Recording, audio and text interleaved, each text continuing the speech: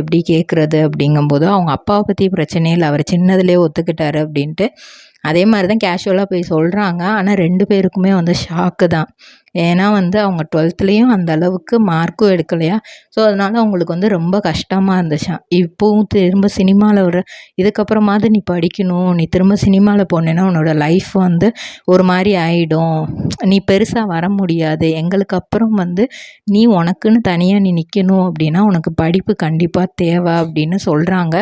அப்போ அவங்க அண்ணா வந்து சொல்கிறாரு, நீ வந்து படி, அதே சமயம் நடிக்கவும் செய். கொஞ்சம் நேரம் படி, கொஞ்சம் நேரம் எப்போல்லாம் வந்து உனக்கு அவங்க கூப்பிடுறாங்களோ அப்போல்லாம் போய் நடிச்சுட்டு மிச்ச டைமில் வந்து நீ படி அப்படிங்கிற மாதிரி சொல்கிறாங்க. ட்ரிபிள் ஆர் ட்ரேடிங் கம்பெனி, எங்களிடம் பாக்கு மட்டை தயாரிக்கும் மிஷின் கிடைக்கும். அதற்கான ரா மெட்டீரியல்ஸையும் வருடம் முழுதும் நாங்களே சப்ளை செய்து வருகிறோம். நீங்கள் செய்யும் தட்டுகளை நாங்களே எடுத்துக்கொள்கிறோம்.